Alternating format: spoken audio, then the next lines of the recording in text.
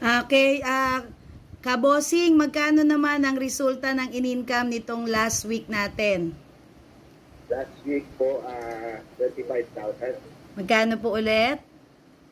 5,000. 45,000 habang sinasabay yung pagdinegosyo sa hardware, no? So, tomorrow po, Tuesday, meron bang ina-expect din na another income? Yes po, meron po. Okay.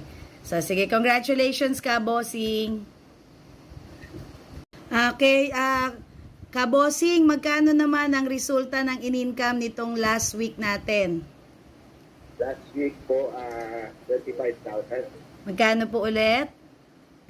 5,000. 45,000 habang sinasabay yung pagdinegosyo sa hardware, no? So, tomorrow po, Tuesday, meron bang ina-expect din na another income? Yes